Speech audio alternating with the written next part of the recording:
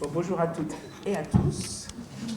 Voilà, petit format pour ce premier colloque du syndicat, puisque du coup, on n'a pas forcément eu le succès qu'on aurait souhaité en termes d'inscription, mais c'est pas grave, il a lieu, c'est le principal.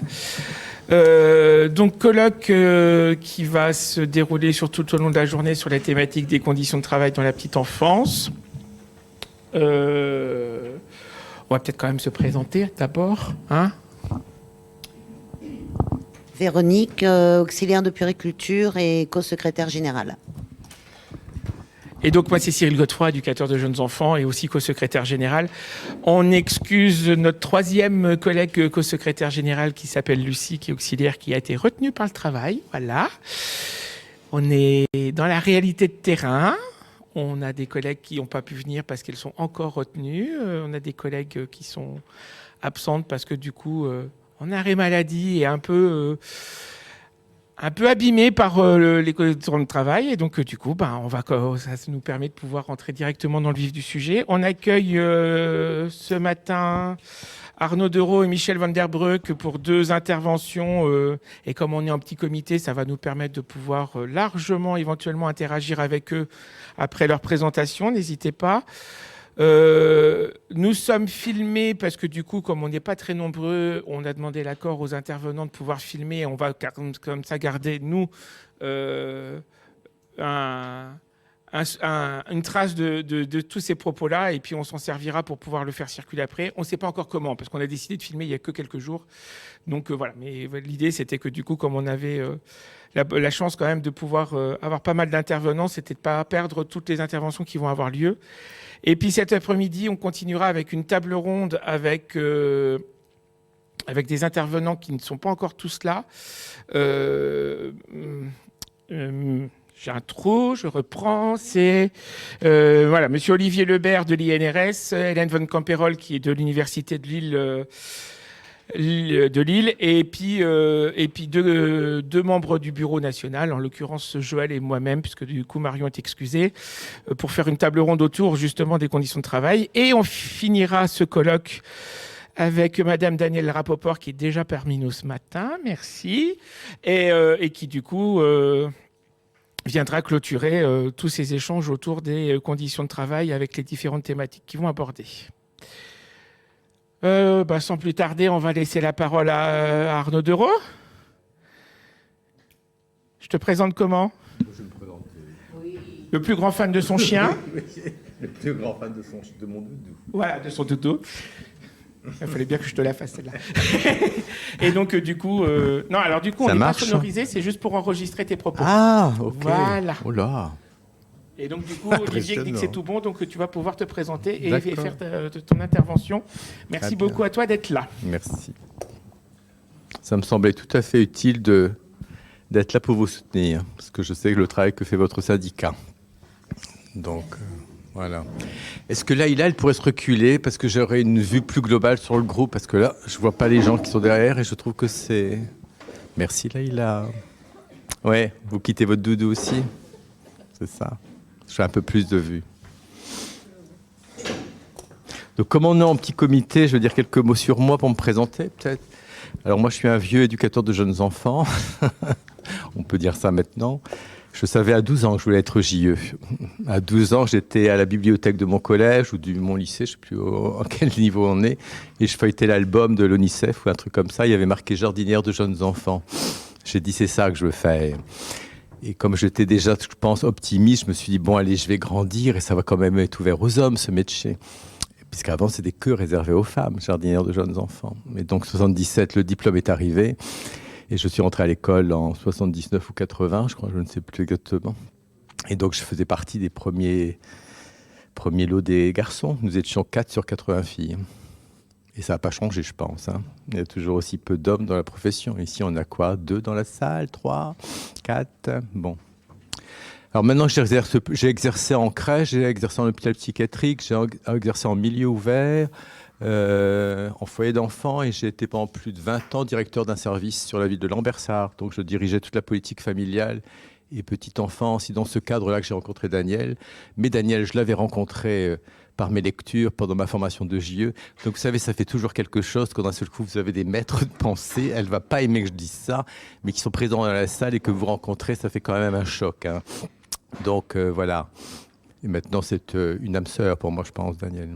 Hein, quelque chose de cet ordre-là. Maintenant, j'exerce comme psychothérapeute et psychanalyste. Je suis psychanalyste jungien et psychothérapeute. Donc, j'accompagne des parents, des enfants qui vont pas bien. Et je donne beaucoup de formations dans la petite enfance parce que si vous lisez mes chroniques sur un site qui s'appelle Les Pros de la petite enfance, vous connaissez mon ton un peu piquant, donc qui ne plaît pas à tout le monde, quelquefois. Parce que je voyage un peu partout dans les crèches de France, même de Suisse et de Belgique, et même de Martinique, et je vois des choses un peu bizarres dans les crèches. Donc j'aime dire ce que je vois, et je trouve qu'on est en train de régresser. Et c'est catastrophique.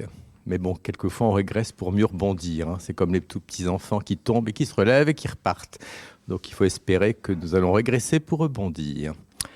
Donc voilà, j'ai plein comme ça d'expériences que je peux partager avec vous, d'observations. Et comme on est peu nombreux, on va commencer par un petit questionnaire. Vous voulez bien? Vous avez un petit stylo? Vous avez ramené votre équerre, votre compas? Puisqu'on va parler, on m'a demandé de vous parler du bien-être au travail dans le projet d'établissement, donc la question du bien-être. On va un peu tester comment va votre être en ce moment. Oh là! Ah oui, vous êtes là jusqu'à 19h, hein, ce soir. Donc, je vais vous proposer quelques petites questions. Vous répondez de 1 à 5. 5 voulant dire oui, oui, je suis tout à fait concerné. 1 ou 0, non, ça ne me concerne pas. Ça va? Et vous allez voir, il y a 2 questions. Il vaudrait mieux répondre 0 que 5. Ça va? C'est clair la consigne? C'est double message, hein, c'est compliqué. Hein. Comment va votre être? Alors, première question. Votre mission fait-elle sens pour vous encore? Ça va, c'est déjà clair la question là? Votre mission fait-elle sens pour vous? Vous répondez 0, 1, 2, 3, 4, 5. 5 voulant dire oui, oui, ça fait très sens encore. 0, non, plus du tout. Comment, Cyril? Je dis la mission syndicale. Non. Je pense que vous êtes plus près. Ça va? La deuxième question que vous pourriez vous poser, c'est avez-vous encore plaisir dans votre travail? 0, non. 5, oh, énormément.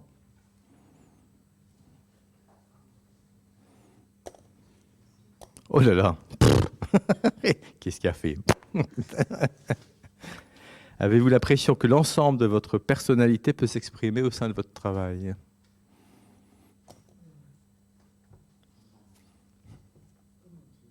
Comment dire?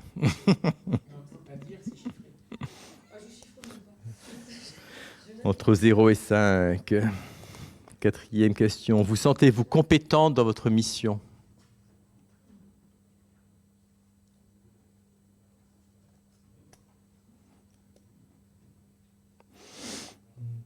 Cinquième question. Vous sentez-vous reconnue? 0. Vous sentez-vous reconnu? On va en parler de ça. Vous sentez-vous reconnu? Êtes-vous fier de vous dans votre travail? Êtes-vous fier de vous dans votre travail? Ne voyez-vous pas le temps passer?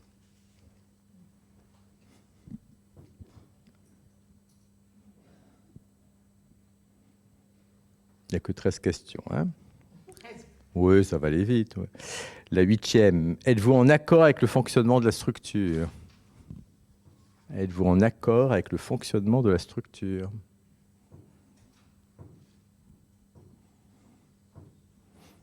Alors, s'il y a beaucoup de zéros, je distribue des cartes à la fin de la séance.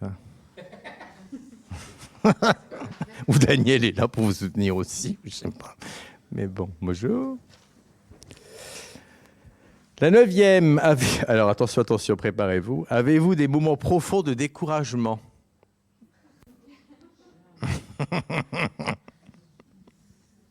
Avez-vous des moments profonds de découragement?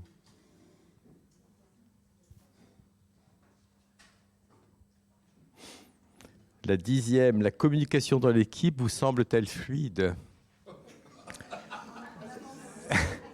Non, il fait du bruit, Cyril. La communication dans l'équipe vous semble-t-elle fluide? Satisfaisante?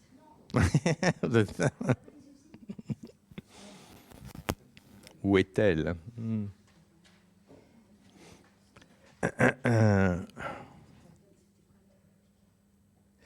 Et la 11e, pensez-vous gérer vos émotions correctement au sein de la structure? Pensez-vous gérer vos émotions correctement?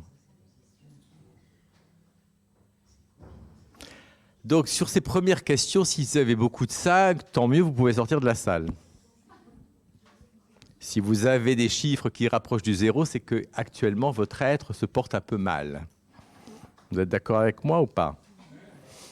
C'est quoi la majorité de vos... Vous approchez du 5 ou vous approchez du 0 ou du 1? Du 5? Du 6? Il y a 2 autres questions par contre, où là où vous devriez vous rapprocher plus du 0, c'est celle-ci. Avez-vous des sensations physiques telles que mal de dos régulier, palpitations, problèmes de sommeil, maux de tête? Ben, si vous vous approchez du 5, c'est qu'il y a un souci là, hein, d'accord? Il faut mieux approcher du 0 là. Hein. C'est les 2 autres questions qui sont à l'inverse. Donc, avez-vous des sensations physiques régulières telles que des mal de dos réguliers, des palpitations, des problèmes de sommeil ou des maux de tête? Ça serait quoi la note générale de tout ça? Et la 13e, avez-vous des réactions émotionnelles telles que agitation, on vous dit que vous ne tenez pas en place, inquiétude, la moindre chose vous inquiète, irritabilité, la moindre chose vous fait réagir, la tristesse, vous ne savez pas pourquoi, mais vous vous sentez triste. Vous avez des colères fréquentes, vous manquez de concentration, vous êtes épuisé, vous vous sentez maladroit, dans l'insécurité, déprimé et stressé. Pas mal comme recette. Hein. Donc là, il vaut mieux approcher du 0. Si vous approchez du 5 dans toutes ces choses-là, c'est que vraiment, il y a un petit souci. Hein. Ça va pour vous? Vous voulez partager un petit peu ou pas? Alors c'est très marrant la demande que Cyril m'avait fait parce que je suis en train d'écrire un bouquin sur prendre soin de soi. Et donc ce questionnaire, ça introduit le bouquin. Là, vous avez que 13 questions, il y en a 40 en tout. Donc je suis en train d'écrire, hein. Donc ça met du temps. Hein. Donc on va parler de ça. Donc vous vous sentez comment là globalement? Votre être se porte bien? Entre les deux, Cyril? Comment vous n'osez pas dire, hein. Donc on va parler de cela. Comment va votre être? Je vais essayer d'être bon avec le PowerPoint, c'est pas garanti ça. Comment va votre être? Comment faire pour que votre être, comme on dit, se porte bien, pour qu'au travail, tout se passe bien? C'est de ça qu'on va parler. Hein. C'est un sujet très actuel quand on sait et quand on voit combien le vécu des professionnels dans les institutions est complexe. Pourtant, on sait que plus les professionnels se sentent bien dans leur structure, plus ils seront efficaces. C'est gagnant-gagnant. Ça ne semble pas une grande préoccupation de notre gouvernement. Hein. Les conditions d'accueil actuelles sont loin d'être idylliques, vous le savez, et semblent même parfois s'abîmer davantage. Moi-même, je vous assure, j'observe régulièrement dans les structures où j'interviens une fragilité dans la prise en charge des enfants. C'est-à-dire que votre sécurité intérieure est mise à mal. Et la sécurité intérieure, c'est l'un des éléments fondamentaux du prendre soin de soi. Le besoin fondamental de tout homme est d'être en sécurité, c'est biologique. Pourquoi nos responsables, nos élus sont dans le déni de cette information? Donc la question c'est, êtes-vous en sécurité dans votre structure et êtes-vous dans la joie régulièrement dans votre structure? Dites-moi oui, hein. Sinon on déprime tous tout de suite. Ça va? L'observation et des études montrent dans vos métiers de graves symptômes de mal-être, des arrêts maladie fréquents. L'ancien maire où je travaillais disait non, ne municipalise pas, sinon ils seront tous en arrêt maladie assez vite. Des burn-out, des reconversions, des sentiments de frustration, des pertes de vocation, des pertes de vitalité, de créativité, d'hypersensibilité. Ce sont des symptômes que l'on voit fréquemment dans la petite enfance. Et c'est des symptômes qu'il ne faut pas ignorer. Hein. Pourtant, si. Le malaise est donc réel, la plainte des professionnels est réelle, et des professionnels qui vont mal, comme je dis, ce n'est pas un beau présent à faire au présent du tout petit, ni pour votre santé psychique. Votre travail, je ne suis pas mauvais dans le PowerPoint pour l'instant, hein. Votre travail, c'est 8 heures de votre vie par jour, voire parfois plus. Et ces 8 heures, bien sûr, ont un impact non négligeable sur votre vie et sur tous les aspects de votre vie. Parce que votre être, il est dans tous les aspects de votre vie, hein. C'est un métier où on peut rarement mettre de côté ce qu'on est et ce qu'on fait dans notre travail, hein. Oh là, un peu vite là. Votre métier est un métier tout en délicatesse, en patience, avec un savoir-faire, mais surtout et avant tout un savoir-être. D'où l'importance justement qu'il se porte bien. Et je trouve que c'est parfois oublié dans les structures petite enfance actuellement, et on pourra en reparler, parce que c'est un des éléments pour moi où ça va mal. Beaucoup de structures s'enferment dans le faire. Excusez-moi. Qu'on souffre ces bouteilles. Il faut un bac plus 5, Cyril. C'est quoi votre bouteille? Ah, ça se tourne. Excusez-moi. C'est une page de pub, monsieur. Voilà. Est-ce qu'il y a peut-être une réflexion déjà par rapport à ce que je viens de dire ou pas? On va parler du faire, hein. C'est un sujet qui me tient à cœur, ça. On ne dit pas assez, on ne déclare pas assez, et je trouve qu'on aurait beaucoup dû en parler pendant la réforme des retraites, que vos métiers sont des métiers à risque. Donc vous auriez pu avoir une retraite peut-être plus tôt que les autres. Oui, je sais, j'ai un côté utopique, mais bon. Bien sûr, c'est tellement simple. Vous jouez tous les jours. Et vous changez des couches. C'est tellement simple. Pourtant, vivre dans un groupe de 12 à 20 enfants, tout petits, voire bébés, peut et vous fait vivre des interrelations éprouvantes. Et n'oublions pas tout l'accompagnement des parents et dans leur fonction parentale, chose qu'on oublie souvent quand on réfléchit à votre travail. Tout cela éprouve votre bien-être. Prendre soin de soi n'est pas une démarche égoïste, car plus vous prenez soin de vous, plus l'institution prend soin de vous, plus vous développez une présence empathique indispensable pour bien traiter l'enfant. Ça va ? C'est logique. C'est pour cela que les institutions ne devraient pas jouer avec votre santé psychique. Et combien d'éducateurs sont fanés ? Si votre prendre soin n'est pas pris en compte, cela va altérer non seulement votre santé, comme je le dis, mais également votre efficacité, votre sensibilité aux signaux d'attachement, d'insécurité et de détresse des tout-petits. Donc c'est un sujet hautement important, le prendre soin de soi. Dans ce monde un peu dingue, je pense, hein, il est important d'offrir aux tout-petits une relation saine, bien traitante, pour qu'ils s'enrichissent de votre modèle et transforment le futur. Ceci est d'une urgence capitale, d'où l'importance que votre moi profond aille bien et d'y prendre soin. J'ai encore entendu dans une crèche hier où j'intervenais que les parents étaient les premiers éducateurs. Moi, je dis que non, hein. Dans notre société, les premiers éducateurs, c'est vous quasiment, hein. Vous avez des enfants qui passent plus de temps avec vous qu'avec leurs parents, hein. Donc l'impact de votre posture, de votre relation va être énorme. Vous avez des enfants qui quittent la crèche à 7h, 8h30, ils sont déjà au lit, hein. Donc ils ont vu leurs parents que 1 heure, voire 2 heures sur une journée, hein. 80% des enfants de moins de 2 ans fréquentent des lieux collectifs, hein, en France, hein. C'est énorme, hein. Des jeunes enfants de moins de 3 ans baignent déjà dans du collectif et dans un lieu de garde. Ben oui, il y a tout ce beau monde, hein. Donc votre métier est un métier du soin, et pour pratiquer un soin adéquat, il faut que votre caregiver, comme on dit, se porte bien. Prendre soin de soi est un processus. C'est des nouvelles habitudes à prendre au sein de votre institution, par l'institution et par vous-même. Ça ne tombe pas du ciel. Prendre soin de soi, c'est vraiment des nouvelles façons de voir le monde, voir l'autre, voir soi. Donc vous devez vous mettre au travail et votre institution doit se mettre au travail aussi, hein. Justement, pourquoi dans vos métiers, plus que dans d'autres, le prendre soin de soi est important ? Vous avez certainement déjà répondu à cette question. Parce que Les stades du développement traversés par l'enfant réactivent en vous vos mémoires implicites et ces états émotionnels non résolus de ces mêmes stades avec ses bons et mauvais côtés. C'est clair, ça? Si vous souffrez d'un trauma de l'attachement ou si vous avez traversé des traumas infantiles qui ne sont pas résolus, il vaut mieux que vous vous atteliez dès aujourd'hui à résoudre ces problèmes.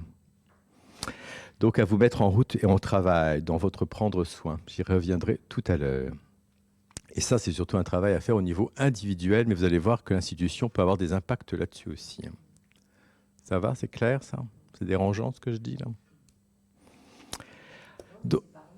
Ah oui. Moi, j'ai travaillé dans un IRTS et effectivement, le premier trimestre, on abordait l'attachement, séparation, et il y avait beaucoup de jeunes qui étaient extrêmement troublés par ces modules parce que ça résonnait et ça interrogeait leur propre histoire, mais troublés gravement.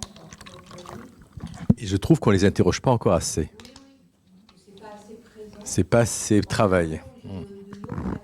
Parce que c'est pas pour rien qu'on est dans ce Tout à fait. Donc oui, effectivement, ce serait important d'interroger. C'est pour ça qu'on va parler de des analyses de pratique tout à l'heure. Donc il y a 3 pistes qui me semblent importantes à travailler autour du prendre soin de soi. Vous allez voir, c'est pas que lié à l'institution. La première piste qu'il faudrait peut-être travailler, vous pouvez peut-être, si votre syndicat y travaille, c'est le regard que porte notre pays sur la petite enfance. Je pense que ça pourrait contribuer fortement à être mieux dans votre être. Malgré les connaissances pointues que nous avons, les nombreuses commissions, groupes de travail, la petite enfance n'est pas une cause nationale, n'a pas une vraie reconnaissance selon moi, et cela va donc jouer sur votre bien-être. Vous n'êtes pas reconnu à votre juste valeur, comme on dit. Et je vais vous donner un exemple, ça va parler aux messieurs qui sont dans la salle, c'est quand même affolant. Il n'y a pas si longtemps que ça, j'intervenais dans une crèche, il y avait un homme auxiliaire de puériculture, donc je parlais avec lui. Il dit, vous savez, ça a été très difficile de trouver ce que je voulais faire dans la vie, et j'ai trouvé ce métier-là, et ça m'a plu. Et quand j'étais au Pôle emploi, ce qu'on n'appelle plus le Pôle emploi, on m'a dit, tu vas quand même pas faire un métier de PD. C'était il n'y a pas 20 ans. Hein.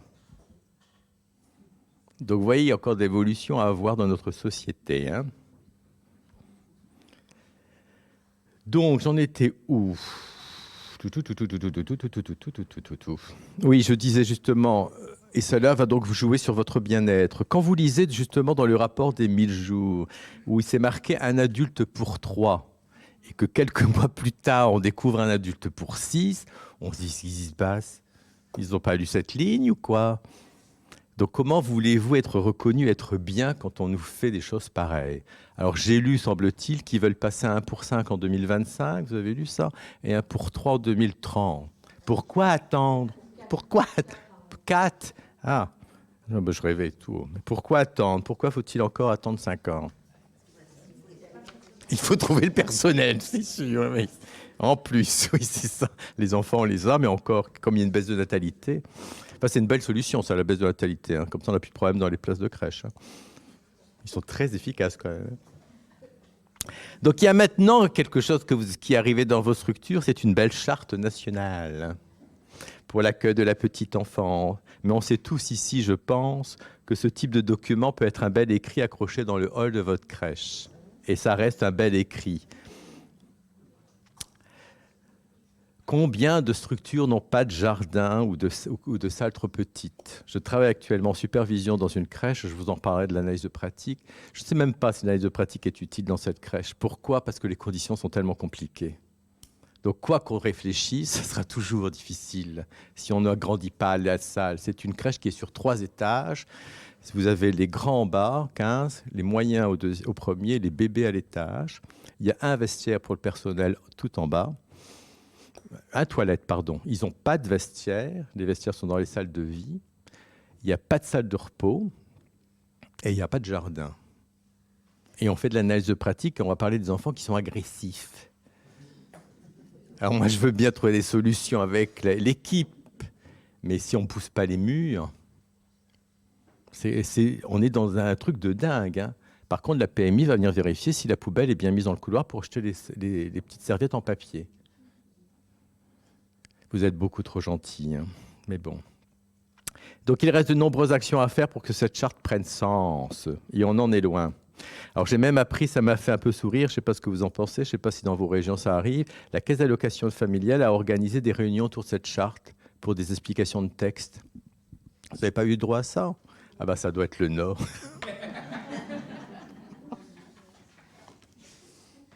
On a réuni les directeurs de crèche pour parler de cette charte. On croit rêver.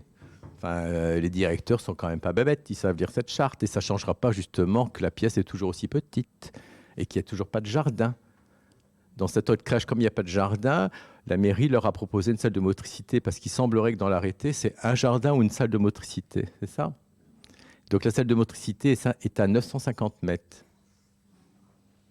Donc il faut sortir avec les enfants, aller jusqu'à la salle de motricité qui est un lieu polyvalent, bien sûr. Hein. Donc il faut l'aménager dès 8 heures, puisqu'il y a eu avant des activités manuelles avec des punaises, des potes, enfin vous voyez la folie un peu.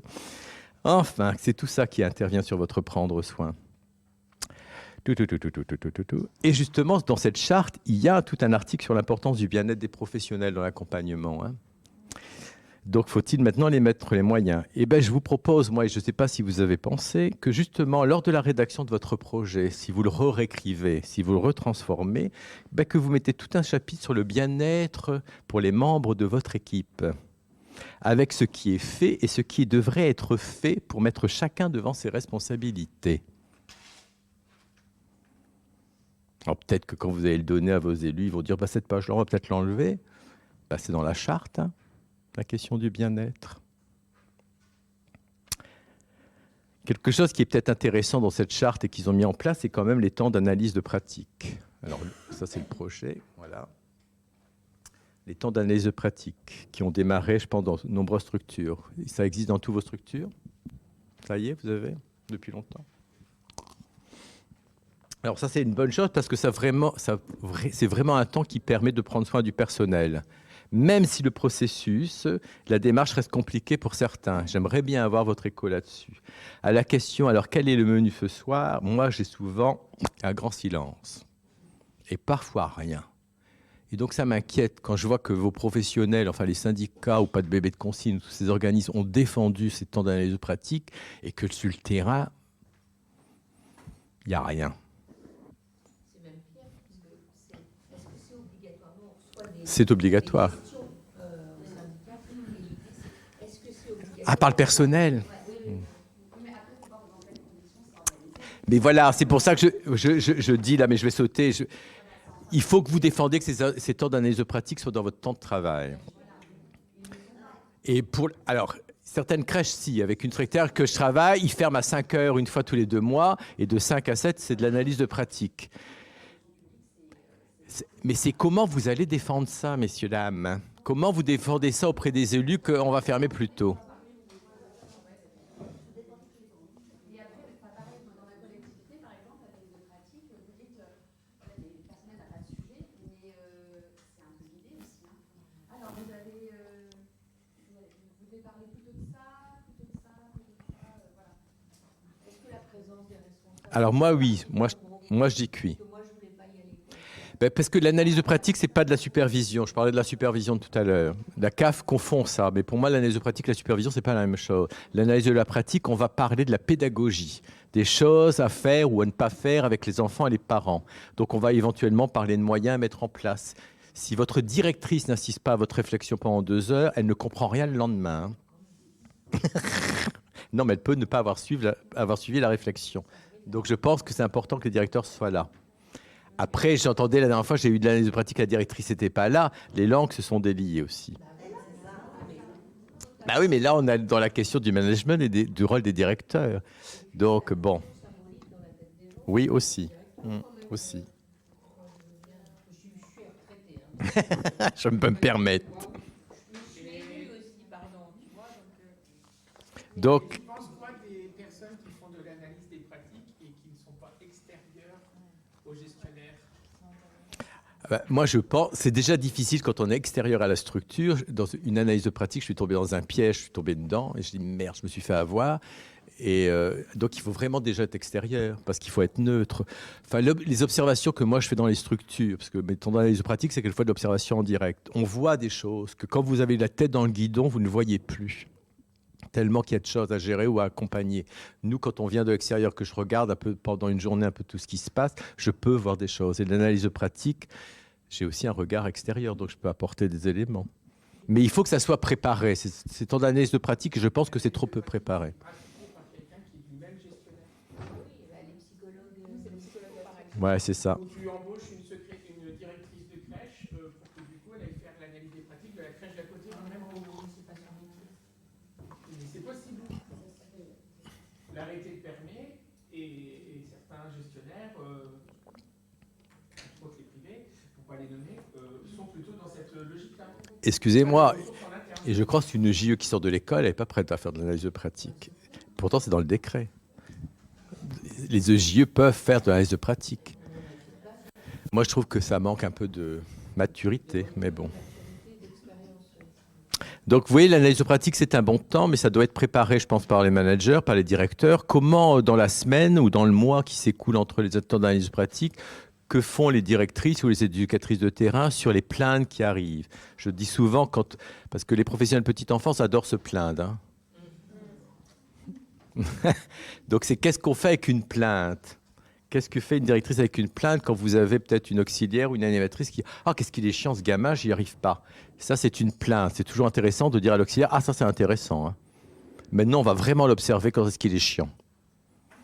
Il faut vraiment, et je trouve avec les jeunes qui arrivent, et on pourrait en parler, il faut vraiment les remettre dans une capacité de penser leur pratique. Et je dis souvent, quand je fais la conférence sur la bientraitance, je dis souvent que la bientraitance, ça passe par cette capacité de penser pour penser correctement l'enfant. Si vous ne pensez pas, PEN, vous penserez mal, PAN, l'enfant. Et je trouve que les professionnels de petite enfance, il faut les remettre à penser. Hein. Alors, je ne sais pas ce qui sort des écoles, mais il y a quand même un questionnement. Hein. Donc, c'est comment vous prenez ces plaintes du professionnel, qu'est-ce que vous en faites pour qu'il y ait matière lors des analyses de pratique, puisque l'idée, ce n'est pas à nous à ramener du matériel. Mais je leur dis que tout peut être discuté. Une relation avec un parent, un enfant, un aménagement, ou même un texte qu'ils ont lu, qu'ils n'ont peut-être pas saisi. Hein. Donc tout peut être source de réflexion. Je suis très surpris qu'il y a beaucoup plus de réflexion, quelquefois dans les micro-crèches de réseau privé, que dans les crèches municipales. C'est un peu bizarre, mais c'est comme ça. Et je pense aussi peut-être, je ne sais pas ce que vous en pensez, que pour entrer dans ce processus d'analyse de pratique, il faut peut-être avoir eu beaucoup de formation aussi, pour alimenter sa capacité de penser. Et je disais, et je vous le redis, je trouve que le niveau de pensée a baissé dans les structures, ce qui ne facilite pas le travail des managers et des éducateurs ou des puéricultrices direction. Hein. La capacité de penser, oula. Moi, je me rappelle une première analyse de pratique que j'ai faite dans une structure où une auxiliaire m'a dit « Mais attendez, vous me dites qu'il faut que je pense ?» Ça m'a fait peur, là. Ça m'a fait peur. Une directrice aussi me partageait, elle dit « Je ne comprends pas non plus ce qui se passe. » Elle dit « On en parle lors des analyses de pratique, on discute des postures, tout le monde semble d'accord, et dès le lendemain, je revois encore des difficultés. Je dis « Mais merde, ils n'ont rien compris, qu'est-ce qu'on a dit hier ?» Voilà, mais non. Donc, qu'est-ce qui se passe? D'après vous, qu'est-ce qui fait que d'un seul coup, il y a encore un décalage entre ce qu'on en a dit? Voilà. Et moi, ce que je découvre souvent, c'est que les gens, ils apprennent beaucoup plus quand je pointe des choses pendant l'observation. Je dis, c'est ça. Et j'ai déjà entendu des auxiliaires qui disent, ah, c'est ça, quand vous parlez de ça, c'est ça. Ils n'avaient pas fait du lien entre la théorie et la pratique. Et je trouve que le rôle des EJE ou des directeurs de structures sont vraiment à dire de pointer des choses quelquefois dans les dysfonctionnements. Parce que ce dysfonctionnement aura un impact sur votre bien-être, hein, j'y reviendrai. Hein. Mais comment veux-tu que les directrices ou les directions, pour prendre un terme de ça, puissent faire ce travail-là dans le travail administratif qu'elles ont en charge? Eh ouais. Comment? C'est une question que pour Cyril. Oui, oui. On est dans un fonctionnement hyper paradoxal. Ouais.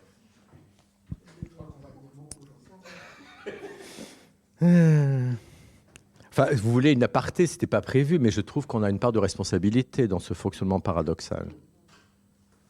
Parce que je vous l'ai déjà dit, enfin ceux qui me connaissent l'ont déjà peut-être lu, quand vous travaillez dans une crèche, et j'ai travaillé 20 ans pour une mairie, donc je sais ce qui se passait après la réunion, moi.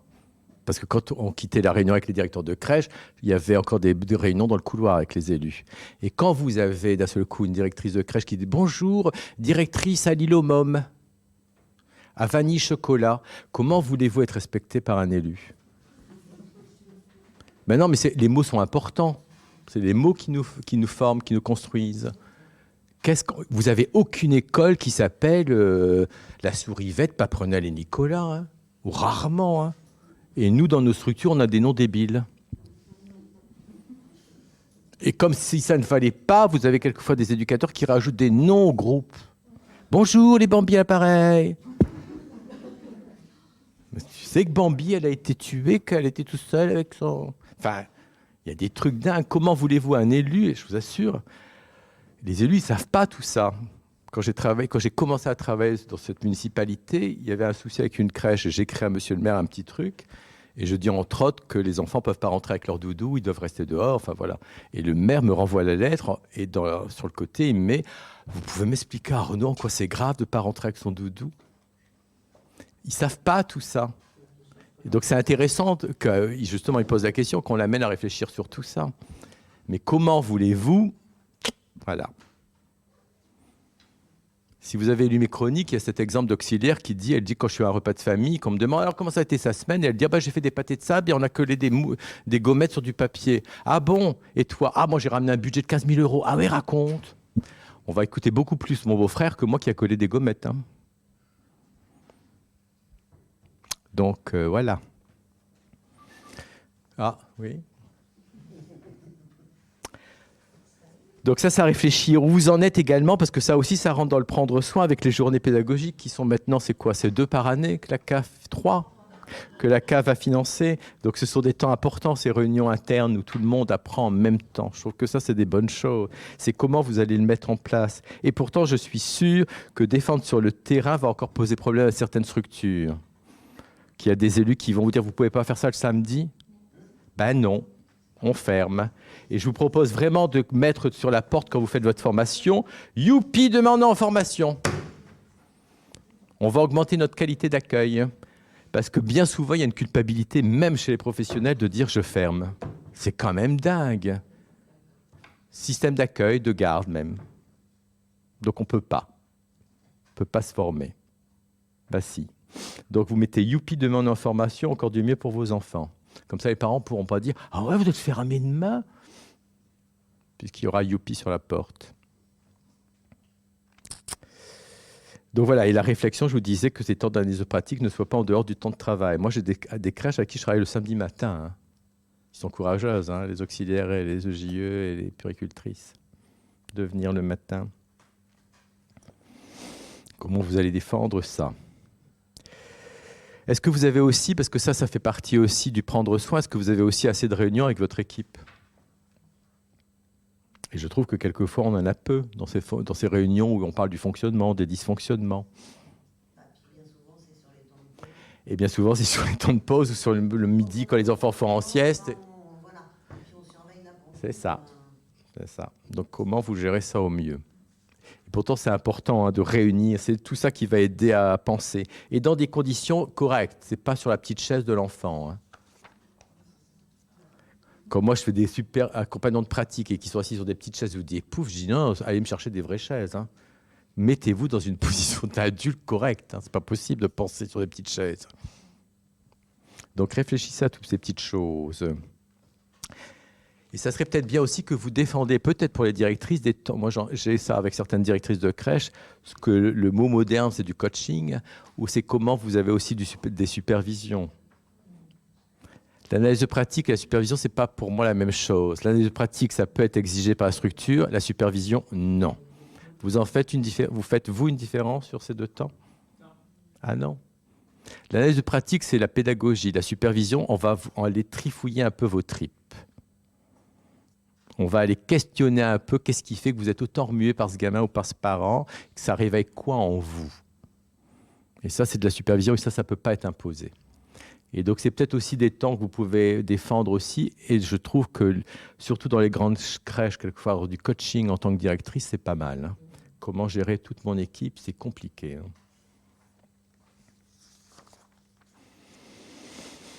Je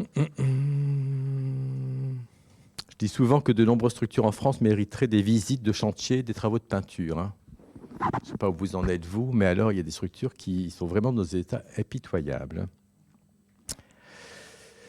Je suis aussi toujours très surpris, surtout en micro-crèche, de l'espace de la salle de vie qui est réservée aux enfants.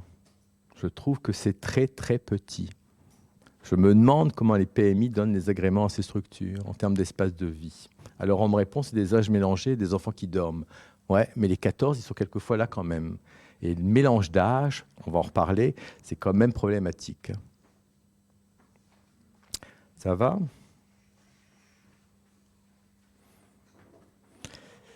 J'ai dit, ce n'est pas toujours simple d'accompagner 14 enfants dans des espaces qui sont trop petits.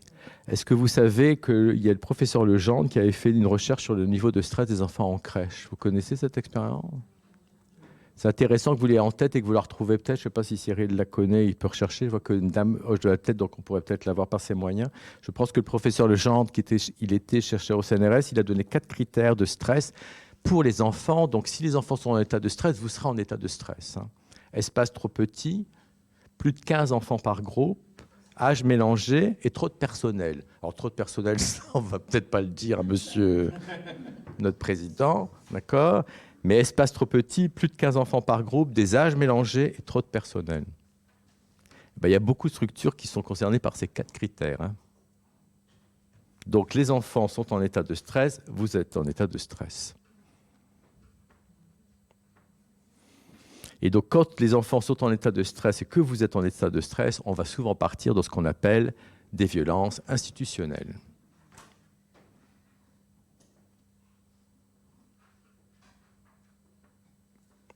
Ça va ?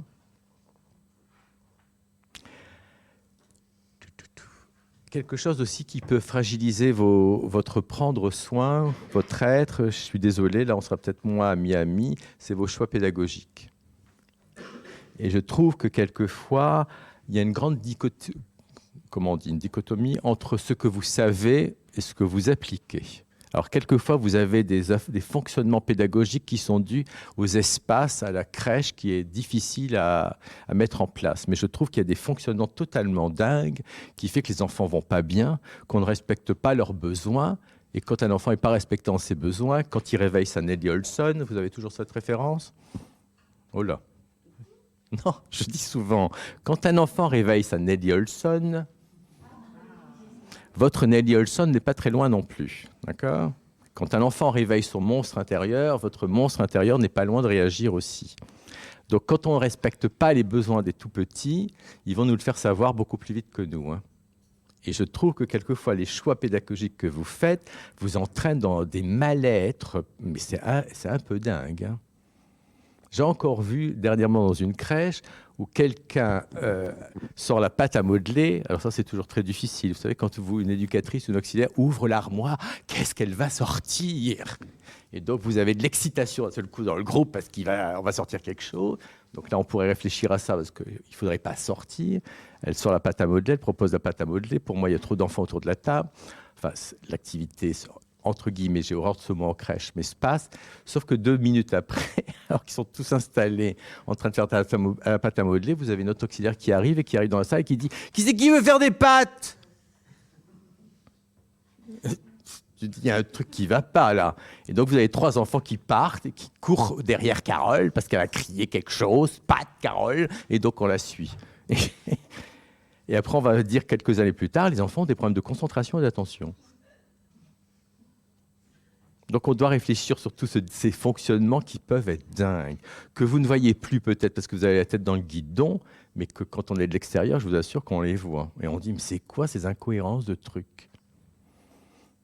Et surtout que moi, je défends excessivement l'activité librement choisie, si cher à Pickler, hein. Que les enfants puissent faire ce qu'ils veulent quand ils le souhaitent. Et ça, c'est la base de la motivation et c'est la base pour votre bien-être à vous aussi, hein. Ça va? On reste copains? Est-ce qu'il y a des réflexions sur ça? Vous voyez, des dysfonctionnements, j'ai encore entendu aussi dans une crèche la dernière fois, je commence de l'année pratique avec une crèche, et l'auxiliaire me dit « Ah ben moi je fais 14 changes. » Hein? Enfin, on ne fait pas un beau métier comme auxiliaire de puériculture pour changer 14 couches. Je dis souvent, il vaut mieux que le 13e, il n'a pas de diarrhée. Hein. Comment c'est possible, ça? Et on vous dit, c'est pour des problèmes. C'est plus facile pour l'organisation. Il y en a un qui s'occupe des changes, l'autre qui s'occupe de ça, et l'autre qui s'occupe de ça. Qu'est-ce qu'on fait avec la théorie de Bowlby? Qu'est-ce qu'on fait avec toutes ces théories qu'on a appris? Et hop, hop, hop, hop.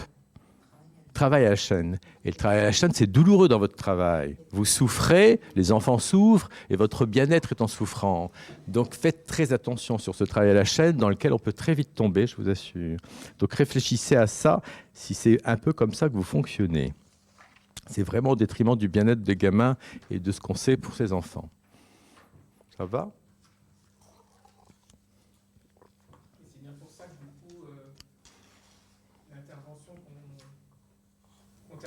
pour laquelle on t'a sollicité ce matin, c'était bien justement de faire le lien entre cette pratique professionnelle qu'on met en écrit sur le projet pédagogique et la différence. On voit toute la différence du lien terrain. qu'il peut avoir entre nos valeurs professionnelles, ce qu'on a appris, et puis la réalité de terrain, qu'elle soit à cause des locaux, qu'elle soit à cause d'un fonctionnement dysfonctionnel. Mais du coup, voilà, et c'est vrai que du coup, c'est super important. Et entre autres, on t'a sollicité pour cette intervention-là, c'est parce que j'ai eu la chance que tu interviennes sur une crèche dont je m'occupe et qu'on a vu tout l'effet que ça a eu de pouvoir travailler sur le projet pédagogique. Et c'est vrai que le projet pédagogique, ça fait partie des obligations qu'on a. Et ça fait partie des choses qu'on écrit en tant que professionnel. Oui. Donc c'est vraiment un levier qu'on peut avoir pour faire avancer un petit peu la réflexion. Et après, ça peut être justement, quand tu l'illustres dans tes anciennes fonctions dans une collectivité, de dire mais pourquoi vous faites ça? C'est dans notre projet. Et c'est vrai que c'est super important parce que tu l'as bien vu quand tu es intervenu dans une des crèches dont je m'occupe. C'est qu'on partait d'une structure qui était très récente et qui n'avait pas forcément eu le temps de réfléchir et de se poser sur son projet pédagogique. Et était passé maintenant il y a 3 ans, 4 ans. 4 ans, ouais. Et l'effet de ta présence sur quelques journées est toujours là, quoi. L'effet impulse. Bah oui. Bah oui. Parce que Mais oui. Il y a eu la porte d'entrée du Parce que travail t'as mis. plus vous pensez au bien-être de ces enfants, mieux vous serez. Et quand vous êtes appelé à travailler jusqu'à 64 ans, il vaut mieux prendre soin de vous. Et c'est possible, je crois. Mais il faut vraiment que vous réfléchissiez à comment, quelle pédagogie vous mettez en place pour que ça se passe bien. Et l'activité librement choisie où les enfants voyagent, c'est quand même beaucoup mieux. Voilà. Alors certains appellent ça l'itinérance ludique. Moi, j'appelle ça quelquefois l'errance ludique. Mais bon.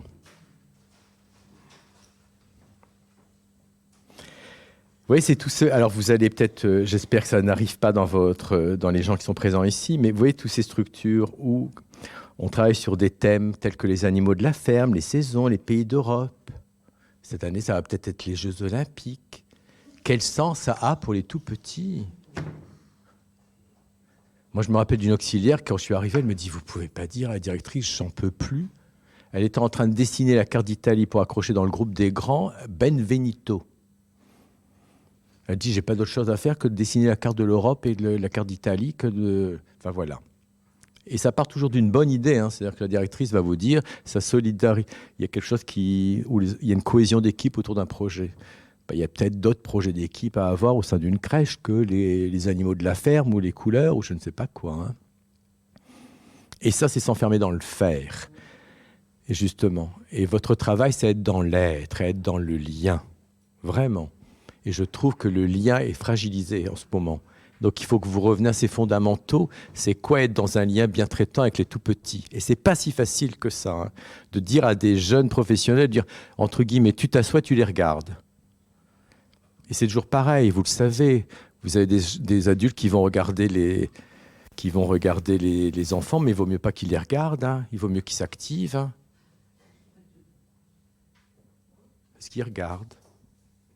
Mais on se demande quoi? C'est compliqué ce travail. C'est quoi être dans un... comment faire une enveloppe psychique au tout petit, c'est compliqué à expliciter quelquefois aux professionnels. Hein. Voilà, donc les animaux de la ferme, ça vous concerne, les pays d'Europe ça...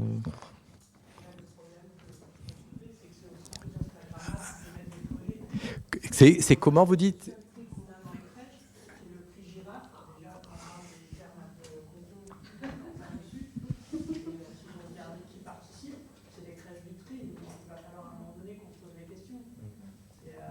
Alors moi j'ai fait partie de ce... Ouais.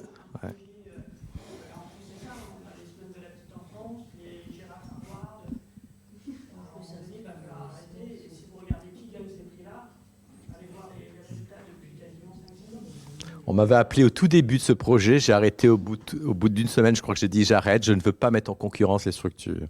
C'est pour moi, parce qu'il y a ça à un moment donné, vous êtes en concurrence, puisque vous avez des prix. C'est-à-dire que le travail qui est fait là est mieux que là, alors que je vous assure, quelquefois, il y a des choses très chouettes dans les structures. Donc on pourrait exposer au niveau national même quelquefois vos travaux. Mais oui.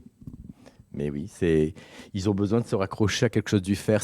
Je vous parlerai tout à l'heure de votre ego, on va y arriver. C'est quand même pas si facile d'être en lien avec son soin intérieur. Hein. Et donc, quand on s'enferme dans des activités de gommettes, toutes choses comme ça, au moins on existe. Hein. C'est compliqué. Hein. Où j'en suis? Ah, voilà celui-là. Aïe, aïe, aïe. Une troisième piste à travailler, mais que vous voyez qui est en lien quand même avec votre structure, parce que mieux vous serez dans votre structure, moins ça va impacter ça. C'est votre état d'être personnel lié à votre propre histoire personnelle éducative. Une histoire qui peut donc se réveiller avec ses parties d'ombre quand justement l'organisation et la prise en charge des enfants est mal pensée. Plus vous allez penser l'organisation, moins vos ombres intérieures, comme disent les Jungiens, vont se réveiller. Mais si vous ne pensez pas à ça, ça risque de se réveiller. Donc, qu'est-ce que vous faites pour prendre soin de votre histoire, votre passé, pour qu'il ne vous rattrape pas dans l'ici et maintenant? Accueillir et travailler sur ses peurs du passé est la route fondamentale à prendre pour travailler à son prendre soin. Pour que les possibles de la vie vous soient ouverts, que le regard sur la vie soit léger, fluide, sans peur, malgré les incohérences et les difficultés de votre quotidien. Prendre conscience de ces souffrances de vie personnelle et trouver les moyens de les soulager dans votre vie personnelle vous permettra de prendre soin de vous dans un travail qui met à rude épreuve vos émotions d'hier et d'aujourd'hui. Dès votre naissance, votre moi profond possède en lui de belles ressources, mais comme beaucoup de personnes, vous l'avez certainement oublié. Et en plus, j'aime à dire que le système éducatif scolaire dans lequel nous avons baigné les a souvent fait faner. Quand vous êtes dans ces énergies, dans ces ressources que je vais citer, vous êtes, comme on dit, aligné, en accord avec vous-même, en bien-être dans vos différents espaces de vie. Et ces ressources, c'est des choses que vous ne devez pas oublier. Votre moi profond est dans la confiance, la créativité, la connexion à soi et aux autres, dans le calme, la clarté, la compassion et dans le courage. C'est ce qu'on appelle les 8C. Où en êtes-vous dans ces ressources intérieures, vous? Quelle note vous donneriez à ces différentes ressources? Donc ouais, c'est aussi des choses qui pourraient être aussi la base d'un projet éducatif au sein de votre structure. Comment vous soutenez tout ça chez les enfants? Parce que les enfants sont dans ces énergies-là. Ça ne met pas quelquefois 3 ans pour que tout s'abîme. Vous avez tous eu ces expériences avec le petit gamin qui ouvre l'armoire et que le monsieur range ses papiers dans l'armoire. Vous avez vu ça? Non, vous n'avez pas vu ça? Quand vous êtes dans ces énergies, donc vous habitez votre vraie nature, votre véritable identité. Ces ressources devraient se vivre dans votre quotidien de manière régulière. Plus vous êtes dans ces énergies, dans ces ressources, plus les enfants se porteront mieux. Hein.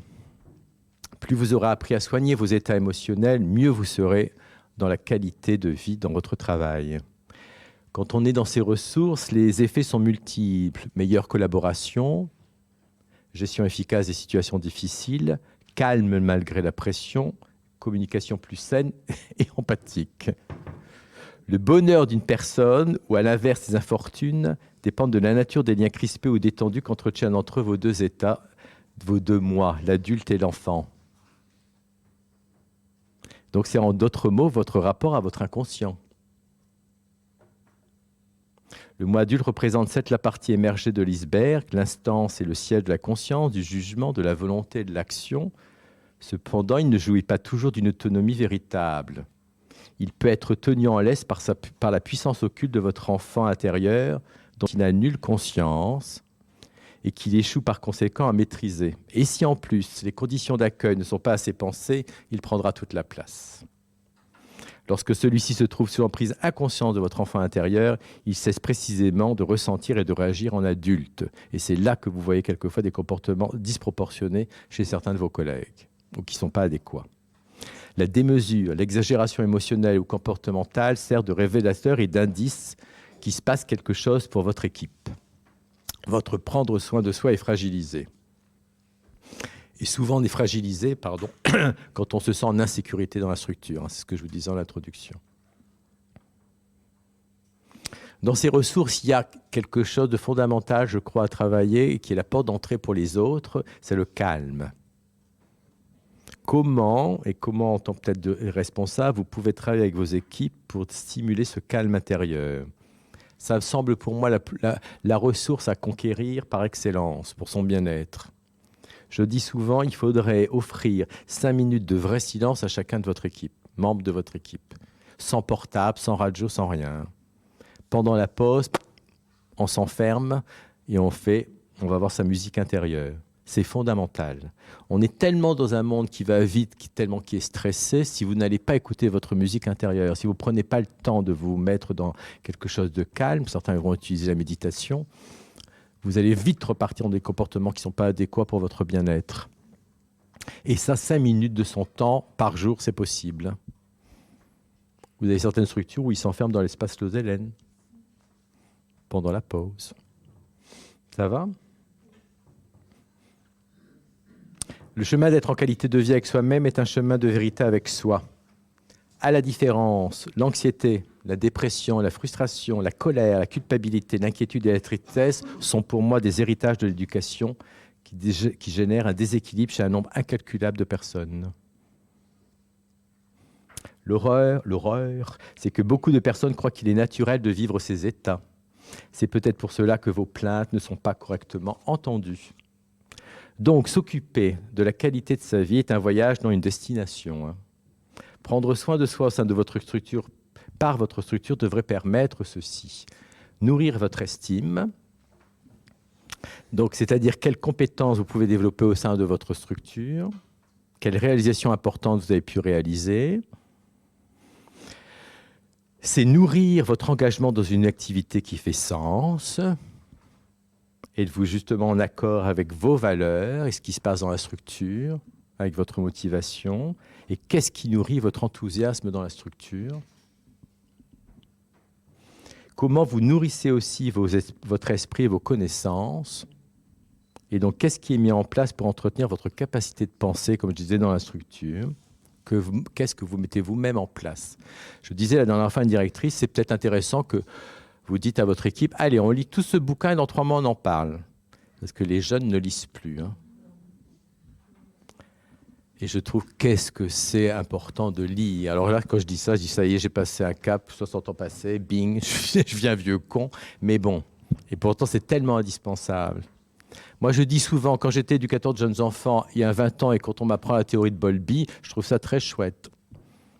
J'ai tellement lu, tellement appris autour de cet attachement, tellement travaillant dans mon chemin personnel et maintenant en tant que thérapeute, que je sais toute l'importance de ça. Et parce que j'ai lu tellement de choses maintenant. Et donc, si on ne lit pas et si on n'entretient pas sa capacité de penser, on se fane. Quand on dit les enfants, quand j'entends souvent « Ah, les enfants nous donnent tellement », ils nous vampirisent, oui. Si vous ne vous nourrissez pas intellectuellement alors que vous les avez nourris psychiquement, affectivement, émotionnellement, vous allez passer par des creux qui vont durer longtemps. Donc, comment on peut entretenir cette capacité d'enrichir ses connaissances auprès de vos équipes? C'est pas si simple. Et déjà vous. Quand on conseille aux collègues qu'on lit un livre ensemble et on en parle après et qu'on constate qu'elles ne le lisent pas, On pleure. C'est aussi de le lire ensemble. Pourquoi pas? C'est-à-dire, voilà, cette collection Mille et un bébé, c'est qu'il y a quand même énormément de sujets sur Oui, la pourquoi pas? valorisation des professionnels et prendre un petit morceau, le lire ensemble. Vous voyez l'importance qu'on a, Oui, etc. tout à fait. Et lancer un débat, c'est sympa aussi. Oui, ça. tout à fait. Parce que de toute façon, dire à quelqu'un, tu vois, dans 3 mois, on se retrouve avec ça, et ben on se le retrouvera nickel, il n'aura pas bougé. Dans ces connaissances, il y a aussi l'idée comment vous travaillez avec vos équipes, s'il y a des directeurs dans la salle, sur leur... Je trouve qu'il manque un lexique pour les professionnels de comment on parle aux parents de ce qu'on fait. Ces fameuses transmissions. Quand j'entends le soir, il a collé des gommettes et il a fait des pâtes. Comment voulez-vous qu'après des parents vous considèrent ? Alors oui, on peut dire il a fait des pâtes, oui, il a joué avec de l'eau et on peut le dire. Mais il y a peut-être d'autres façons de parler quelquefois de ce que les enfants ont pu découvrir. Et ça entretient aussi cette idée qu'on est quelqu'un avec un chouette métier. Quand je dis la dernière fois à un papa, je me suis permis une fois dans une crèche de dire à un papa qui venait vers midi, votre petit gamin fait des mathématiques ce matin. Alors, il avait 8 mois l'enfant. Le père, qu'est-ce que vous dites là? Je dis, il a découvert le contenu et le contenant, je pense. Et je vais vous expliquer pourquoi. Parce que ce petit enfant avait joué pendant vraiment 30 minutes avec des boules. Enfin, il avait trouvé des trucs gigognes, il essayait de mettre la balle dedans, il avait 8-10 mois, je crois. C'était passionnant. Quand vous avez une petite fille qui, d'un seul coup, elle découvre que son t-shirt qui est plein de paillettes se reflète contre le miroir, qui fait « Waouh !» Et que je dis à la maman, elle me dit « Vous allez avoir une petite enfant qui va être soit scientifique, soit poète. Hein, parce qu'elle a joué avec le soleil toute la matinée. » Et non, on dit il a fait des pâtes. On est dans le faire. Et parce que je pense que les gens manquent de lexique, quelles compétences, entre guillemets, ou quelles ressources les enfants ont développées là. Et ça est très en lien avec l'observation qu'on met en place. Tout est lié dans votre travail. C'est un vrai jeu de domino, hein, votre travail. Plus vous réfléchissez à un élément, plus ça va impacter l'autre, ça va impacter l'autre. Qu'est-ce que je vais dire de cette journée à cet enfant-là? Chose qui est possible que si vous avez un système de référent et que vous dites, tu observes ces 5-6 enfants-là. Hein. 15, c'est pas possible. Hein. Il faut être moins dans l'occupationnel et plus dans l'intention. Oui, Proposition pour. c'est ça. Alors que là, on propose pour occuper le temps. C'est ça. Comme ça, hop, je l'avance déjeuner, hop. C'est ça. Des pâtes. D'autres choses que vous devez enrichir pour votre personnel, c'est cette idée de se réaliser, de développer votre créativité. Donc, au sein de votre structure, est-ce que vous pouvez innover, créer, être autonome? Et vos relations, est-ce que les relations d'équipe sont satisfaisantes et qu'est-ce qu'on pourrait mettre en place pour soutenir tout ça? Comment est organisé le travail d'équipe? Donc, ouais, ça, ce sont des pistes que vous pouvez travailler en tant que manager dans la structure. Et pour conclure, je dis souvent que les professionnels de petite enfance, vous êtes des artistes, car votre rôle est crucial. N'oubliez pas que vous vous occupez de la santé mentale, physique, affective de futurs citoyens adultes. Je vous signale peut-être que vous avez futur président dans vos crèches. Hein. Je dis ça comme ça, il faut mieux que vous l'équipez correctement. Non? Il vous revient donc, et c'est urgent... Mais non, mais vous voyez, quand je dis souvent, si vous lisez mes bouquins, vous allez voir, il y a un truc sur être citoyen. La citoyenneté se prépare là, dans vos crèches. Elle se prépare dès le berceau. Comment vous parlez ça à des élus plutôt que dire « notre projet, c'est de développer leur autonomie et leur socialisation ». Non. Notre projet, que ce soit des citoyens libres et autonomes. Et on va vous expliquer comment on fait ça dès la crèche, monsieur le maire. Parce que nous, on travaille vraiment... C'est toi qui as commencé, eh ben moi, je continue. Non, nous, on n'est déjà plus comme ça. Vous faites ça, nous on ne fait plus ça à la crèche. Donc vous voyez, c'est comment vous amenez ces explications auprès de vos équipes. Donc il revient urgent et aux institutions, aux élus et à vous-même de mettre tout en œuvre pour que votre santé émotionnelle, physique, affective, relationnelle soit prise en compte. Donc j'espère que cette intervention vous a inspiré quelque peu, vous a donné envie de mieux vous soucier de votre état personnel, de mieux évaluer vos fragilités et motivations et défendre ardemment auprès des organismes employeurs et financeurs tout ce que j'ai déjà pu vous dire. J'espère que j'ai pu vous encourager à réfléchir au comment mettre en place des stratégies, des choix bonnes pour votre hygiène émotionnelle, relationnelle et physique afin de continuer d'exercer votre métier dans la joie. Prendre soin de ces professionnels de petite enfance est un enjeu de société pour qu'ils puissent toujours être disponibles aux tout-petits et offrir un havre de paix pour leur permettre de trouver de l'aide lors de ces souffrances et une base de sécurité. Je vous souhaite des matins bonheur et d'être toujours des acteurs bien traitants pour une transformation de ce monde. Merci, messieurs, dames.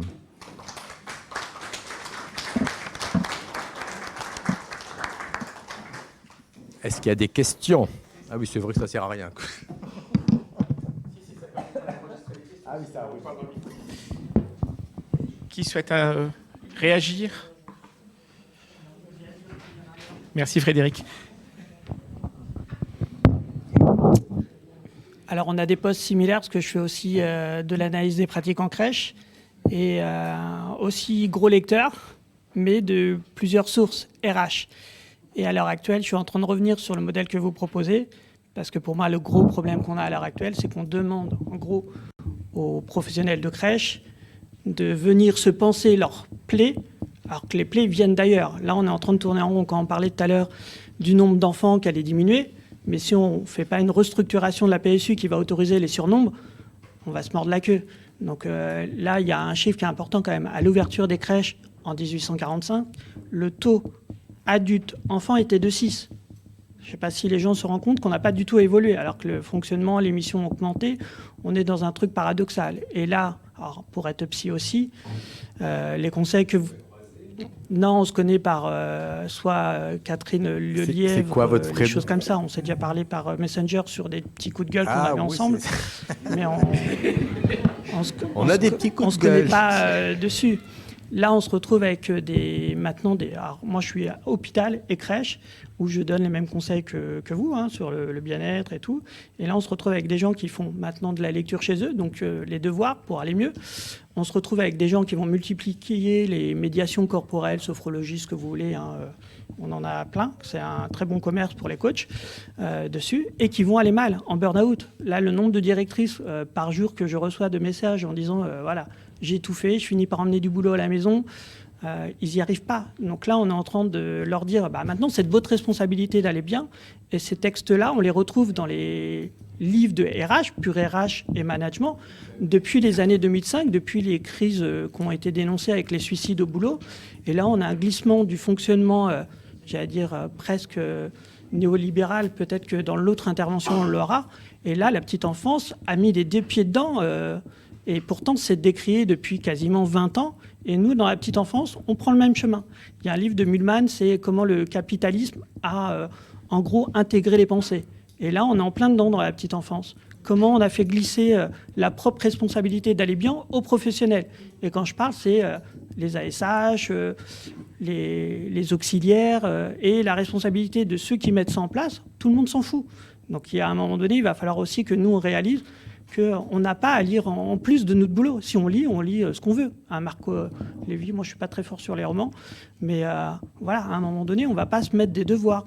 On ne va pas aller faire de la sophrologie, se payer sa propre, propre soin, alors qu'on est malade du travail. Là, à un moment donné, il va falloir qu'on réalise qu'on est en train de devenir fou, aussi fou qu'eux. Deux phrases comme ça, que je dis même quelquefois des patients, s'adapter à une société qui va mal n'est pas un signe de bonne santé. Et avant de se dire qu'on fait une dépression, s'assurer qu'on n'est pas entouré de cons. Alors, je pense que Mme Rapaport doit le connaître. C'est Oui, Rakamier qui mais disait qu'il fallait oui. soigner l'hôpital avant de soigner les soignants. L'école de Houry, Rakamier, c'est pas de nouveau, c'est des années 70. Là, on est encore en train de se poser la question de comment aider les soignants, alors qu'on sait où est le problème. C'est qu'on est dans un fonctionnement aliénant et qu'on est en train de rendre fous les enfants, les professionnels. Et on se regarde tous en se disant qu'est-ce qu'il faut faire. On est en train de parler des enquêtes et des rapports. Je crois qu'on peut les accumuler depuis... on parle de la loi Morano, mais Madame Rapaport, c'était les années 80. Le premier rapport de Simone Veil sur les pouponnières, 77. On se fout de la gueule du monde. On se fout de la gueule du monde. Dans les années 50, on parlait déjà... je trouve qu'à l'époque, entre Lobovici et certains psychanalystes, c'était une vraie guerre sur le bien-être. Là, maintenant, il faut être pro-crèche. On n'a plus le droit de critiquer les crèches. C'est une aberration totale. Là, si vous dites, vous parlez des violences ou de la maltraitance en crèche, on vous dit non, mais il y a une crèche qui va bien. Et je vais vous citer laquelle. Là, on va reparler des girafes Harvard ou certains trucs. Ils vont dire ah ben non, nous on n'a pas de problème. Et vous avez toutes les autres crèches qui ne sont pas les crèches vitrines où il y a un turnover de malades, nombre de griffures qui vont exploser dans certaines périodes de l'année, les professionnels qui vont démissionner.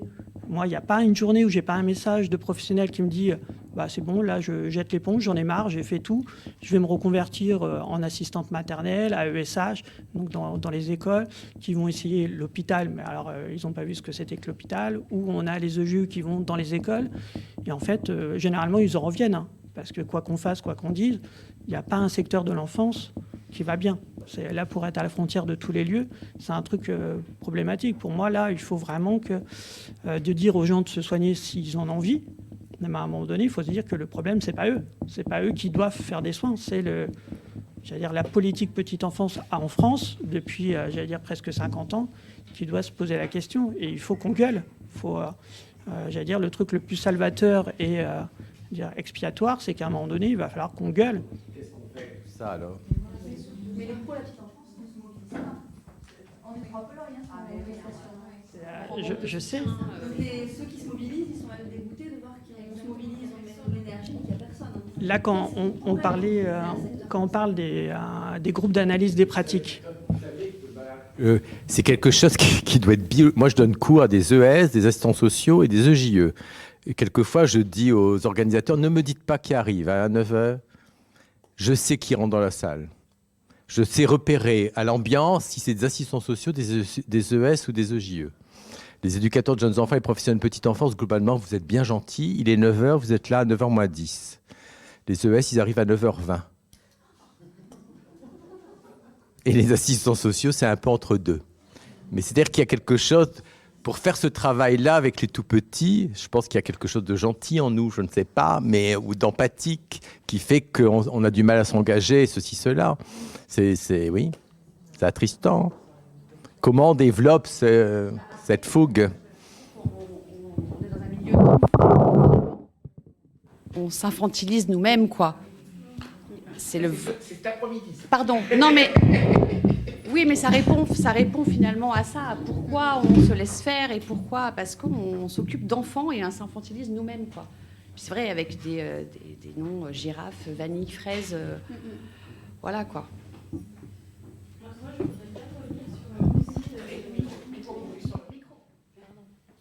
Pardon. Moi, je voulais juste revenir justement sur la question justement qu'on nous infantilise, etc. Et comment aussi, encore une fois, on valorise nos métiers. Parce qu'effectivement, dire à un dîner de famille qu'on a fait des pâtes et des gommettes, effectivement, ça peut être pris de manière détente. Voilà. Après, c'est aussi à chacun de voir aussi comment est son travail. Mais là, je voulais revenir sur... Moi, je vois beaucoup de jeunes là qui sont qu'on dirige vers le bac pro, notamment pour faire ces métiers de la petite enfance, et on leur donne cette direction par défaut. De plus en plus sont rares. Avant, c'était des métiers par choix, une vraie envie de travailler auprès des enfants. On est dans un moment où là, je vois beaucoup plus de personnes qui sont là par défaut, parce qu'on ne sait pas quoi leur faire faire et qu'on se dit, après tout, auprès des enfants, il n'y a pas grand risque, on ne va pas lui demander des choses trop compliquées. Or, c'est l'inverse. Parce qu'un enfant est en construction, on a besoin d'être, au contraire, tout ce que vous avez dit, le prendre soin, être en capacité être capable d'observer, etc. Donc ça, c'est quand même, moi, c'est ça qui m'interroge. Et c'est là où je pense qu'il y a un travail à faire sur la valorisation, effectivement, de l'enfant. C'est-à-dire se recentrer sur l'enfant, que l'enfant, c'est un futur adulte, et que si on ne met pas tous les moyens auprès des enfants, on se retrouve avec des adultes défaillants. Voilà. Donc pour ça, il faut avoir déjà des adultes qui sont compétents et surtout qui sont animés par cette envie. Voilà. Donc je crois que tout l'enjeu aussi, enfin pas tout, mais c'est un des enjeux, à mon avis. Je peux, enfin c'est à vous deux, comme je fais une conférence entre guillemets, ce soir, je ne sais pas si vous serez là, vous restez jusqu'à la fin tous les deux, oui? Et vous, monsieur? Oui? Donc peut-être je reprendrai un petit peu ça, il y a un rapport à la valorisation, comme vous venez de le dire, et d'une façon différente de la profession, de ce que vous êtes. Mais vous allez voir, enfin je ne l'avais pas préparé, mais je vais y penser à l'heure du déjeuner, sur le rapport des psychologues à leur pouvoir. Et je ne parle pas là de votre influence. Il y a partout des médecins-chefs, des chefs de service, des chefs de tout, mais il n'y a pas de psychologue-chef. Moi, j'ai dû quitter la PMI il y a très longtemps parce qu'on me reprochait de vouloir être un chef. Ce qui est à mourir de rire quand on me connaît bien, parce que je suis quelqu'un de très solitaire, au contraire, et je fais la différence entre le pouvoir et l'influence. Ce n'est pas la même chose. Il n'empêche que je me suis reproché très souvent de ne pas avoir pris le pouvoir, mais les ministres, la succession de ministres que j'ai pu voir en 40 ans m'a tellement emmerdée, mais vraiment, hein, vraiment. Et quand ils sont au pouvoir, ils ne se rendent pas compte qu'ils vont le perdre, qu'ils ne sont rien, mais nous, on reste. Alors, il y a à penser au niveau de notre syndicat, notre rapport à un pouvoir possible et à être un peu des chefs pour votre génération à vous. Moi, je suis la génération de Myriam David, de Geneviève Appel, de tout ça et tout. Bon, enfin, les chefs, c'était les Bovici, c'était Soulet, c'était des hommes. Il y a aussi le fait qu'on ait beaucoup des femmes. Il y a plein de choses là que vous portez là tous les deux. J'étais trop longue, excusez-moi.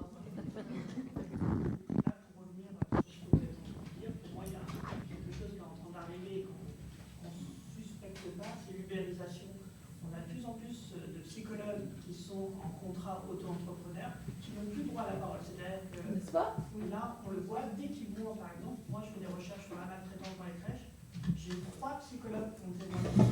Pourquoi? Parce que la plupart des gens disent non, je ne vais pas parler, parce que du jour au lendemain, mon contrat peut s'arrêter. Quand vous êtes en contrat auto-entrepreneur, si vous ne savez pas dans le sens du gestionnaire, quel que soit le gestionnaire, public, privé, hospitalier, on vous met à la porte. Là, on l'a vu pendant le Covid, ça a été un bon petit rappel pour les gens qu'ils ne sont pas essentiels. Les auxiliaires, les élus, les directrices sont essentiels. Les psychologues, dès qu'il y a eu à un moment donné le problème du Covid, ils ont tous été mis au rabais, hein, ils se sont dégagés, on ne les a pas payés, et ils sont venus faire presque une passe blanche pour venir dans les crèches. Et ils savent que maintenant, ils ont plus la parole, c'est-à-dire qu'ils doivent ne pas trop faire de vagues. Et là, la plupart me disent, quand on a des problèmes en des pratiques, il faut faire attention à ce qu'on va dire, parce que si ça remonte à certaines oreilles, on sait qu'on va venir que là, on parlait des groupes privés. Si maintenant ils prennent les directrices de crèche, c'est que c'est un peu un double niveau. C'est-à-dire que la directrice de crèche, on en a marre dans sa direction de crèche et commence à entrevoir sa reconversion dans autre chose. Donc elle, ça lui fait jouer un peu d'oxygène dans sa pratique. Et de l'autre côté, le psychologue, lui, il n'est pas payé pour y aller. La directrice, elle, c'est sur son salaire. Donc, ils font plusieurs. On va vous promouvoir quelque chose. On ne va pas la payer plus, évidemment. Comme les directrices qui vont faire des temps à l'AEP, c'est sur leur temps de travail, tout en faisant de la supervision de la crèche à la jeunesse, là, pour le faire. Et vous avez un système de glissement de tâches où vous avez des auxiliaires qui vont devenir directrices, les EGE qui vont devenir des psychologues, je ne sais pas comment on les appellera plus tard, mais là, on a sur un vrai problème. Là, quand je vous entendais dire, moi, il y a 22 années, quand j'étais directeur de crèche, j'avais des gens qui venaient, ils étaient à vouloir être veto, agents immobiliers. Et ça, j'ai l'impression que c'est depuis toujours. Et encore plus parce que maintenant, on est passé de 3-4% dans les années 80 de crèche, on est à 20%. Et c'est du coup, là, maintenant, ce que vous avez dit, moi, je l'ai vécu de manière personnelle. Hein. Je suis interdit de Chalon-sur-Saône. Et je suis interdit dans un réseau de crèches. Je ne vais pas le citer, mais parce que j'ai dit des choses en formation, on fait appel pour une formation, et après j'ai eu un appel. C'est la secrétaire qui m'a dit « Vous êtes permis de dire ça ?» Je dis « Vous êtes qui ?» La secrétaire. Je dis « Passez-moi le directeur déjà. » Mais oui, c'est compliqué. À Chalon-sur-Saône, c'était très comique. Mais bon, c'est où travaille Lucie, je crois, par là. C'est plus une réflexion. Donc Jennifer Charbonneau, et du coup j'interviens en école de travail social. Et quelque chose qui, moi, m'interroge beaucoup aussi sur cette question aussi de représentation de l'enfant, avec des décalages qu'on peut observer entre collègues. Je pense qu'il y a aussi quelque chose à réfléchir sur les cursus de formation, parce qu'aujourd'hui, en fait, les EGE restent ensemble durant le cursus, les auxiliaires sont aussi de leur côté, les CAP aussi, et il n'y a pas de rencontre pendant la construction en fait de son identité professionnelle. Et du coup, je pense que ça joue aussi à ce décalage à des moments sur le terrain de ce qui se passe en fait, de se dire en fait d'où vient notre métier chacun, parce qu'ils ont des histoires différentes et donc des représentations de l'enfant qui est différent. Et donc forcément, ça s'induit sur le quotidien. Et je pense qu'il y a aussi un travail aussi là-dessus à faire. Et moi, j'interviens et en fait, c'est pas si simple parce que les référentiels sont différents. Et du coup, arriver à trouver des cours communs pour permettre la rencontre, en fait, c'est compliqué. Et donc, je pense qu'il y a aussi tout un travail en amont, aussi en sein des structures, mais aussi une réflexion plus globale sur, en fait, il y a aussi la construction du métier avant, du diplôme. Et il y aurait ça aussi avec les directeurs d'école maternelle, les premiers niveaux d'école maternelle, les aides maternelles, parce que c'est aussi un monde à part et j'allais dire autre chose. Après, c'est des choix de politique. Vous voyez, moi, je travaille avec des structures à Genève. À Genève, dans les structures, c'est 80% de JE. C'est-à-dire que c'est considéré comme des lieux éducatifs à Genève, des structures crèches. Et les 20% restants, c'est des moniteurs éducateurs. Donc, vous n'avez pas le personnel de soins comme les auxiliaires. Ils sont ailleurs. Ils n'ont pas la même histoire. Non, mais bien sûr. Mais ouais, c'est tout. Bien sûr. Ouais. L'occasion d'être auditionné par la commission d'enquête parlementaire à l'Assemblée nationale, où on a eu 1 heure pour répondre à 50 questions. Donc on a fini par aussi répondre par écrit. Et on l'a bien mis dans les réponses du syndicat que justement, il fallait avoir ce tronc commun de formation. Parce que du coup, on a la richesse d'avoir des formations qui sont aussi bien du social, de l'éducation nationale, du paramédical. Mais c'est vrai que du coup, on n'a pas une filière petite enfance dans la formation proprement parlée. Et que du coup, voilà, ce que vous êtes en train de dire, on y croit. Enfin, on y croit. En tout cas, on le porte en tant que syndicat. Après, voilà, il faut que ça fasse son chemin. Mais c'est vrai que oui, garder la spécificité de chaque métier, et parce qu'il y a une historique, etc. Et en même temps, permettre de pouvoir avoir un socle commun, c'est essentiel. Si vous voulez bien, on s'en arrête là pour le moment. Il y a une petite demi-heure de pause et on remercie. Merci encore Arnaud et on accueille après Michel Van Der Broek.